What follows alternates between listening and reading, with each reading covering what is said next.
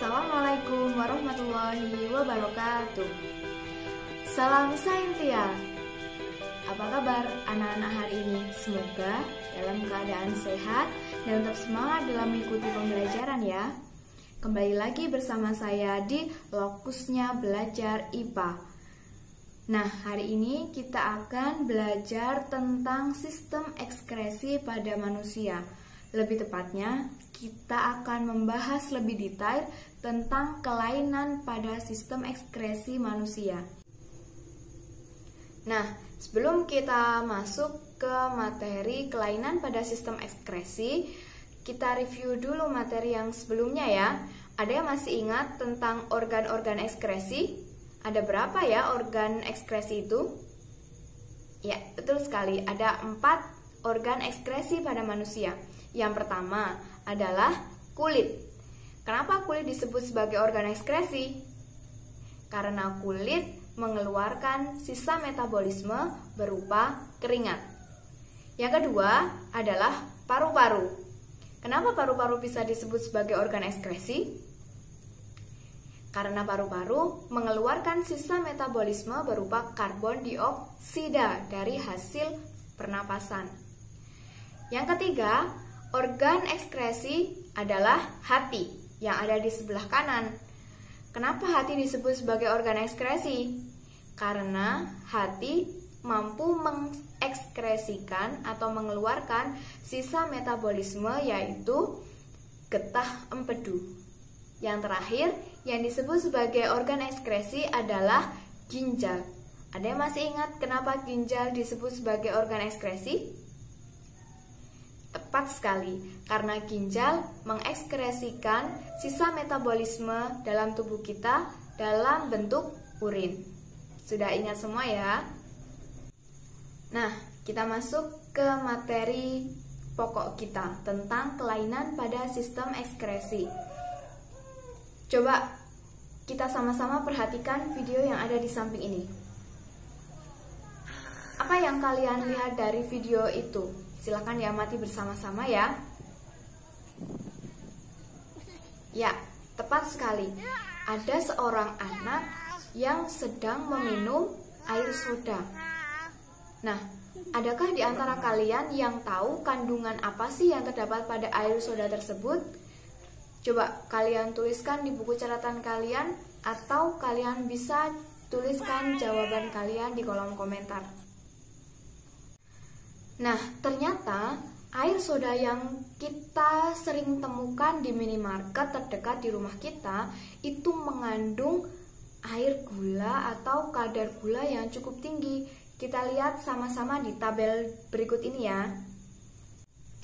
Menurut kalian, apa yang akan terjadi jika anak tersebut rutin atau tetap mengkonsumsi air soda secara terus-menerus dalam jangka waktu yang panjang?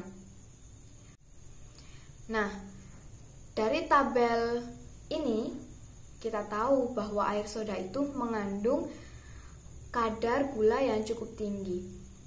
Jika kita mengkonsumsi air soda secara berlebihan, otomatis kandungan gula atau konsumsi gula kita semakin meningkat atau semakin banyak. Kandungan gula yang berlebihan pasti akan mengganggu proses metabolisme dalam tubuh kita. Salah satunya pasti akan berpengaruh pada sistem ekskresi kita. Nah, kelainan apa saja sih yang mungkin menyerang pada organ ekskresi kita? Mari kita tinjau satu-satu ya. Dari organ yang pertama adalah organ kulit. Kemungkinan kelainan, cacat, atau hal-hal yang bisa masuk ke dalam organ kulit kita dan itu mengganggu sistem ekskresi, yaitu adalah yang pertama panu ya, panu, kadas, kurap, kutu air itu merupakan kelainan pada organ kulit. Selain itu juga jerawat. Jerawat tidak hanya muncul di muka saja. Kemungkinan besar selain di muka, jerawat juga banyak muncul di punggung. Nah, itu sering disebut dengan jerawat punggung. Nah, anak-anak yang mungkin sekarang masih masa pubertas, ketika muncul jerawat tidak usah panik, karena memang jerawat selain karena kebersihan muka juga dikarenakan hormonal. Jadi ketika memasuki masa pubertas sebenarnya wajar ketika seseorang itu berjerawat, ya. Kemudian ada kelainan yang disebut dengan dermatitis. Selain itu juga ada yang disebut dengan eksim. Nah, nanti kalian cari tahu lebih jauh apa yang dimaksud dengan dermatitis dan eksim itu, ya. Organ selanjutnya yang akan kita bahas adalah organ hati. Organ hati ini selain menyusun organ ekskresi, juga membantu pada sistem pencernaan.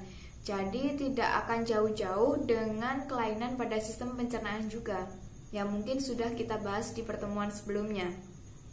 Nah, kelainan apa itu? Yang pertama kita sebut dengan penyakit kuning, ya, yang sering nanti akan ada hubungannya dengan organ ekskresi, penyakit kuning. Kemudian ada yang disebut dengan hepatitis. Hepatitis sendiri terdiri dari 3 tingkatan.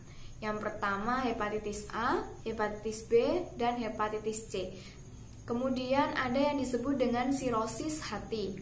Dan yang terakhir, yang paling parah yaitu ada kanker hati. Organ yang ketiga yang akan kita bahas adalah organ paru-paru. Kita tahu bahwa paru-paru selain menyusun organ ekskresi, juga menyusun organ sistem pernafasan. Yang pertama, kelainan yang mungkin muncul adalah pneumonia atau radang paru-paru.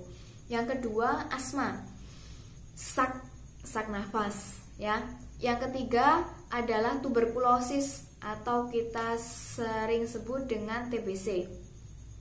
Kemudian ada bronkitis atau radang pada bronkus, ya. Kemudian ada emfisema, dan yang mungkin paling parah adalah kanker paru-paru.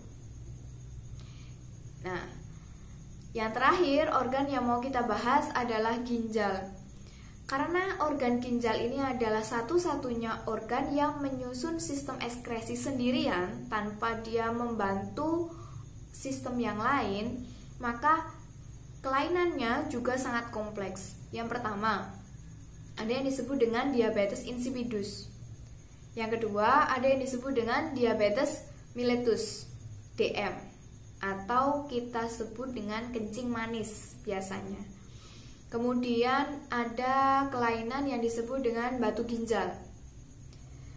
Ada pula infeksi saluran kemih, banyak menyerang pada wanita biasanya. Dan ini terjadi karena kita sering menahan pipis. Maka dari itu tidak boleh kita menahan pipis, ya.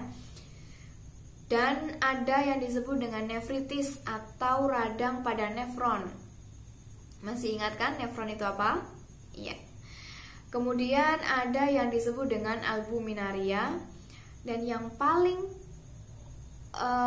terakhir atau yang mungkin paling parah kelainannya adalah gagal ginjal. Gagal ginjal di sini tidak serta-merta muncul karena langsung jadi gagal ginjal, tapi ini merupakan kompilasi dari berbagai kelainan pada ginjal. Jelas ya? Nah, menurut kalian apakah ada keterkaitan antara satu organ ekskresi dengan organ ekskresi yang lainnya? Ya, benar. Tentu ada keterkaitan antara satu organ dengan organ yang lainnya.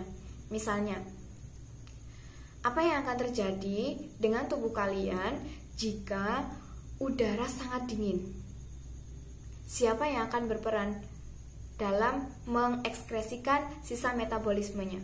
Apakah kulit, paru-paru, ginjal, atau empedu? Ya, coba kalian prediksi hasil jawaban kalian pada buku tulis kalian. Sekarang keadaannya saya ubah. Kalau tadi dalam keadaan yang sangat dingin, Sekarang saya ubah. Jika udara sangat panas, siapa yang akan bertugas mengekskresikan sisa metabolismenya kita? Dari keempat organ ekskresi tersebut. Coba kalian tuliskan di buku tulis kalian prediksi kalian.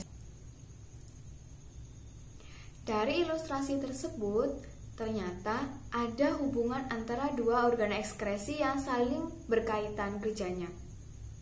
Ya, betul sekali. Organ tersebut adalah organ ginjal dan organ kulit. Kita analisis bersama-sama ya. Ketika udara dingin, otomatis kita sering bolak-balik ke kamar mandi, ya kan? Hal ini dikarenakan pori-pori kulit kita itu menutup ketika suhunya dingin. Sehingga produksi keringat pada kulit itu terhambat, ditutup oleh pori-pori. Nah, siapa yang berperan untuk menggantikan mengeluarkan sisa metabolisme? Ya, organ ginjal, sehingga ginjal bekerja lebih keras. Karena ginjal bekerja lebih keras, maka produksi urin meningkat. Hal itu yang menyebabkan kita bolak-balik ke kamar mandi untuk mengeluarkan urin. Beda ketika udara sangat panas. Ketika udara sangat panas, pori-pori kulit kita itu membuka lebih lebar. Sehingga siapa yang berperan lebih banyak di sini? Betul sekali, kulit. Kulit berperan lebih besar. Sehingga